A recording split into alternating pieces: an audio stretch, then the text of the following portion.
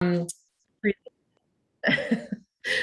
the presentation, it will be, obviously, as you now know, being recorded. And so we'll be able to put that up on our website for anybody who wants to check on it later.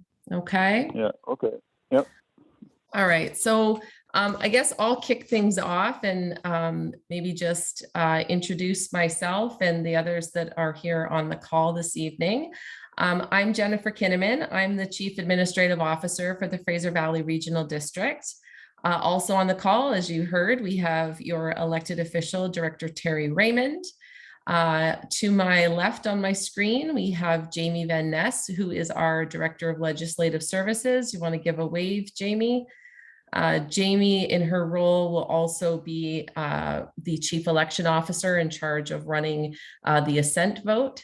To the right of my screen, we have Kelly Lonsborough, who is our Chief Financial Officer and is able to answer any questions that you might have related to the finance portions of the presentation. And one of our staff who does not have a camera, she's not just shy, but she actually doesn't have a camera on her computer, is Trina Douglas. Trina is the Manager of Protective Services, which includes all of our fire departments in the regional district. I did actually want to begin tonight with a land acknowledgement and let you know that I'm speaking to you this evening from Chilliwack, which is the traditional lands of the Coast Salish people. As I said at the beginning, we are recording this Zoom presentation, and it will be posted on our website in the next few days. So I'm just going to go ahead and share my.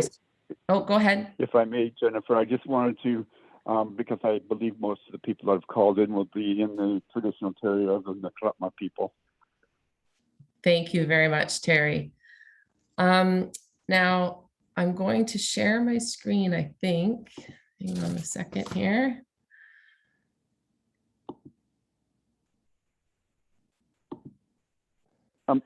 Who else is on the call with her? We have Ange Hunter with us on the call. Hello? Oh, Jennifer, I think you've just muted yourself there. Oh.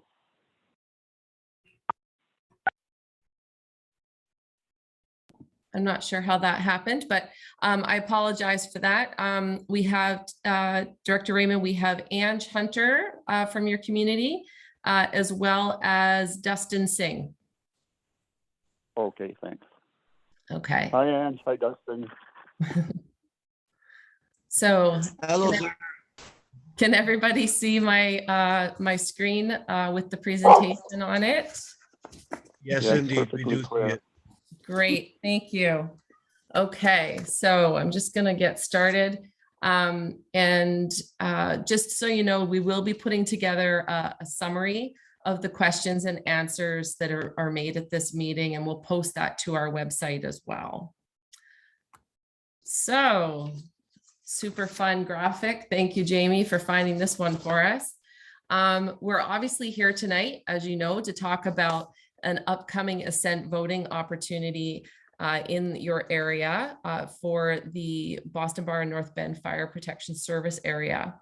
The referendum that we will be discussing is a vote on a 10-year loan of up to $170,000 for the regional district to purchase land and buildings that are located at 47715 Alder Road in Boston Bar for the new home of the Boston Bar Firehall. And as most of you know, this is the current location of the Boston Bar Volunteer Fire Department. Those on the call know this way better than me, that this fire department has actually been providing fire protection and public fire and life safety education to the community since the 1950s. And since that time, they've been operating out of this current leased location, which is at the corner of the Trans-Canada Highway and North Bend Ferry Road. Both the building and the land are leased on a short-term basis, and that lease is set to expire on May 31st of 2022. So there are some challenges with the current location. First of all, is that the FVRD has not been able to negotiate a long-term lease with the property owner. And even still, the short-term lease at this location presents some challenges to your fire department. As I said, the current lease expires at the end of May.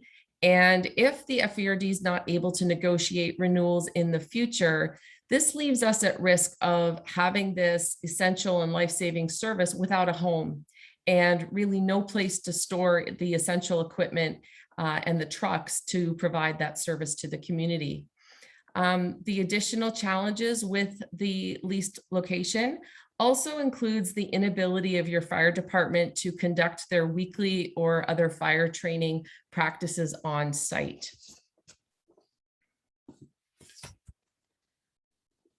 So the proposed location, there has been a desire to acquire an FVRD owned property for the new home of the Boston Bar Firehall. And staff became aware of a piece of property in your community that was for sale. And we currently have an accepted offer to purchase that property based on subject to the outcome of the referendum. This is the proposed new location for the home of the volunteer fire department. So as I said, the location is 47715 Alder Road in Boston Bar. And the property is actually large enough for the fire department members to conduct both on-site training and as well as the ability to store the vehicles and the equipment that they currently have. The property includes a 924 square foot mobile home, which was built in the 1970s, and possibly we could use that space for lodging provincial wildfire firefighters or other on-call fire crew during the wildfire season. The size of this property also would allow for a building expansion if it was needed in the future. And most importantly, this proposed new location would provide the fire department with the assurance that we always have a place for the fire hall. Obviously, having a lease is great in some respects, but in others, it gives that level of uncertainty. So this would provide that level of certainty and allow us to plan for the future.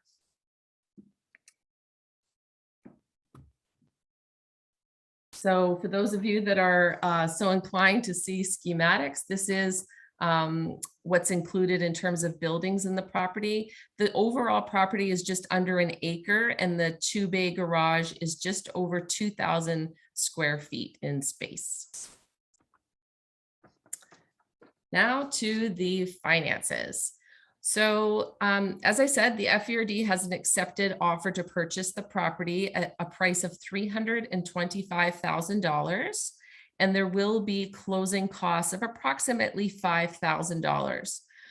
Over the last few months, staff have done a number of reviews with respect to the property acquisition, including building inspection, geotechnical assessment, as well as a phase 1 environmental, and a review of the land use and planning for the property. All of these investigations would suggest that there are some repair costs needed and capital upgrades to the tune of approximately $20,000. We've also included a contingency of $10,000 just in case there are any unexpected items. We are continuing to review the 2 septic systems on site, and should any upgrades be needed for those, there are funds set aside in the Electoral Area A Community Works Fund. The good news is the FVRD already has $190,000 set aside in reserve funds to put towards the purchase of the property, which leaves approximately $170,000 that would be needed to borrow in order for the FVRD to purchase the property. So this, of course, the big question that most people always want to know is, what is this going to cost us? And so looking at a loan of $170,000 over a 10-year period, basing it on the 2021 residential property values, you can see that an average property in Boston Bar is valued at $121,169. So if you look at what your assessment is and you compare it to this chart, you're looking at approximately $27.10 over each year over a 10-year period. Or if your property is closer to the $200,000 mark, that would amount to about $42.92 each year. I'll just pause for a minute because I know some of you would probably like to look at those numbers or maybe write them down. Jennifer, Yes. Perhaps we can read out those values because we do have a few members of the public that are joining us by phone, and then we might be able to see the presentation, so that would be helpful. Sure. Thank you, Jamie.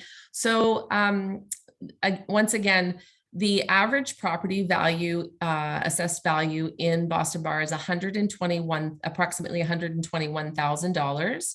So on a 10-year loan of $170,000, that would be $27.10. For a property that is assessed at $50,000, that would be $10.73 per year. For a property assessed at $100,000, that would be $21.46. And for a property assessed at $150,000, that would be $32.19. And lastly, residential properties in Boston Bar in the service area assessed at $200,000 would be $42.92 for the purchase of this property. Okay. And as I said, all of this information will be posted on our website, and this video will be available after the meeting. So one important thing to remember is that for a loan authorization by law, the FVRD is required to go to the electorate to get authorization to go forward with borrowing. And this bylaw would allow the regional district to borrow an amount up to $170,000. So that's a very important part to remember, is that if the final costs are in fact lower than that, only the actual amount will be borrowed. And obviously that would reduce the cost to each property owner. However, before the FVRD board can adopt the loan authorization bylaw, the provincial Ministry of Municipal Affairs has to review the bylaw, and then staff have to conduct the referendum. And so I'm going to turn things over to Jamie, who's our Chief Election Officer, and she's going to talk a little bit about the referendum. Good evening, everybody. Thanks very much, Jennifer. And as Jennifer mentioned, I'm Jamie Van Ness, and I'm the Chief Election Officer for the Fraser Valley Regional District. And tonight I'm just going to be speaking a little bit about the referendum process and what that means to you. So one thing I want to note here, firstly, is you're going to hear these two terms. You're going to hear assent voting opportunity, and you're going to hear referendum. So the technical term under the legislation is assent voting opportunity, but we kind of, as a term, we use that term referendum, and that's mostly what people are familiar with. So that's, I'll just note the difference there. So a referendum is conducted using the rules set out in the Local Government Act, and it's a very similar process to general local elections, where you go to vote for your electoral area director. Very similar process. It's by paper ballot, and the ballot will contain a yes or a no question. And in order for the referendum to pass, it requires a majority, or 51% of the votes cast, to be yes in order to pass. Next slide, Jennifer. So the question on the ballot. So I'm going to read this out here for everybody that's joining us by phone. So you have to forgive my long-winded explanation here. But the question is, or will be, are you in favor of the Fraser Valley Regional District adopting the Boston Bar and North Bend Fire Protection Loan Authorization Bylaw number 1629/2021 to authorize the borrowing of up to $170,000 for the purposes of purchasing land and buildings located at 47715 Alder Road, Boston Bar, BC, for the purpose of a new fire hall to serve the Boston Bar and North Bend Fire Protection Service Area. So basically what this question is asking is, are you in favor of the FVRD borrowing $170,000 for the purposes of purchasing a new fire hall? So if you voted yes, you would be saying, yes, I'm in favor of borrowing the money. And if you voted no, you would be saying, no, I'm not in favor of borrowing the money. Next slide, please.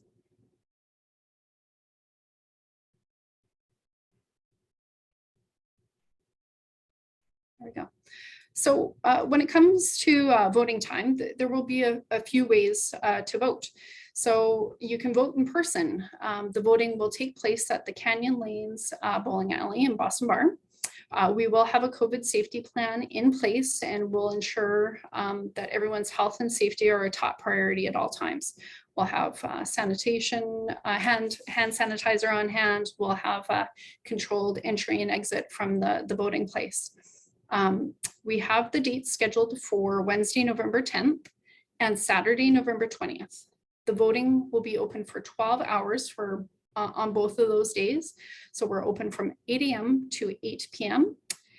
So that gives you lots of opportunity to pop in.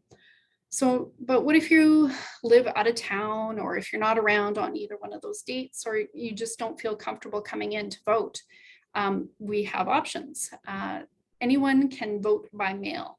So in order to do that, you will be able to request your mail ballot by calling the chief election officer, and that's me, and we'll have the mail ballot mailed to your home.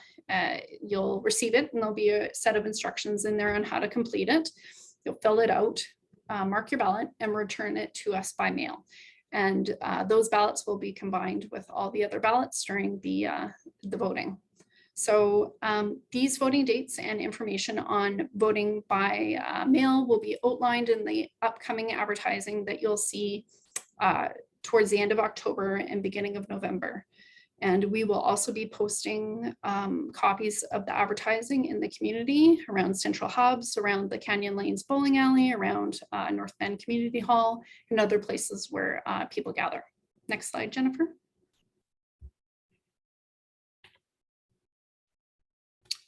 So as Jennifer mentioned, the Ministry of Municipal Affairs will be required to approve the loan authorization bylaw, and that bylaw is with the ministry, and they're currently reviewing that.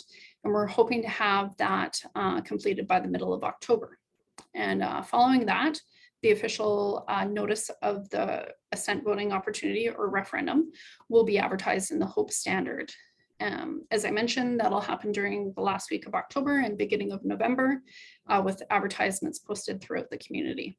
So dates for voting are scheduled for November 10th and 20th, and voters will also have the opportunity to vote by mail. Staff will... Oh, sorry, Director Raymond, did you have a question? By putting it in a Hope Standard, we have a small paper that goes out here to everybody in the community as well. Okay. It usually goes out by the end of the month, and I think it'd be a very good idea to put it in there as well. That's a wonderful idea. I'm sure that's how we could do that as well.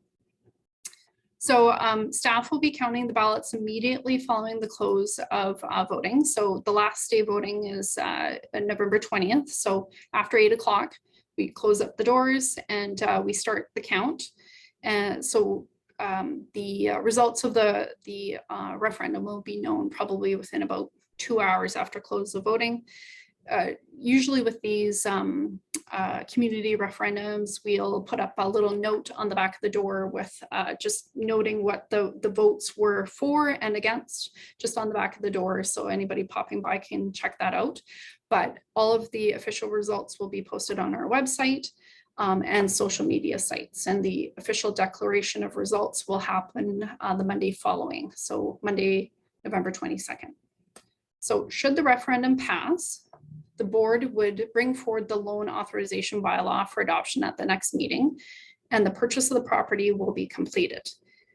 Now, should the referendum fail, the FVRD will be unable to borrow the money and will be unable to complete the purchase of the property. The FVRD would then have to look at alternative options for securing a new home.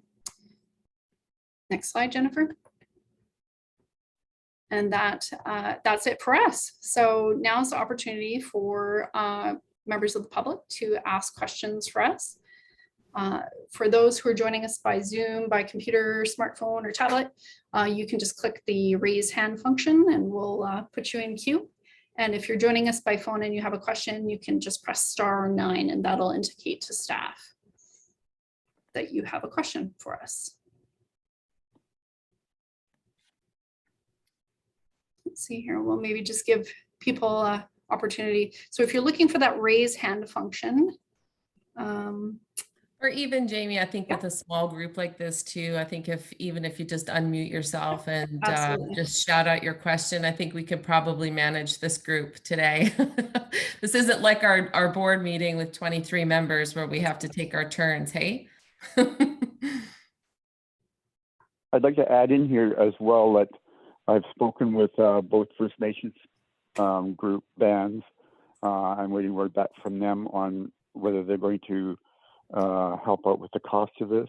I contacted CN in Calgary, and they said not this year, but next year they will. And I haven't heard anything back from CP, so I'm going to try them again. Great. So actually, just to further to that, in case there's any confusion. So again, the loan authorization will be for up to 170,000. But should any of those opportunities come forward from Director Raymond's outreach to the railways, that would lower the requirement needed for us to do that borrowing, and so therefore that amount would be less. But in the meantime, we do have to go to referendum for that maximum amount.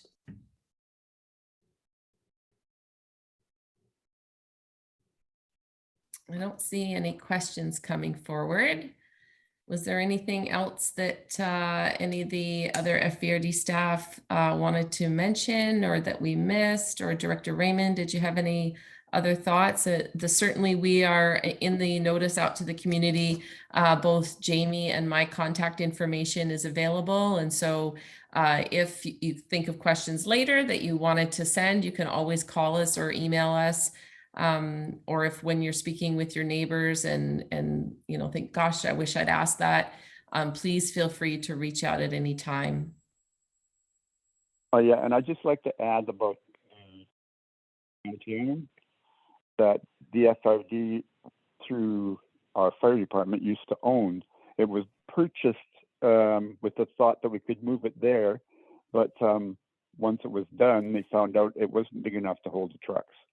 Wasn't long enough nor wide enough, and there's no place for equipment in there. And most of that building will have to be torn apart and redone. So the costs, I was looking at the cost on that and thought, I don't want to do that. Because if we can get this other one for the price that has been offered, I think we're much farther ahead, and it'd be a lot cheaper for our communities. Yeah, you're quite right, Director Raymond. It's important for the community to know that you've been working on this project for a couple of years now. We've explored a number of different options, some just bare land and building, a fire hall from scratch, as well as other properties that might be suitable. And for a variety of reasons, whether the size wasn't quite right or the geotechnical specs weren't met or they were just not attainable or affordable, this became the preferred choice. So. And that's throwing the cost of building a new building as well. Yeah, exactly.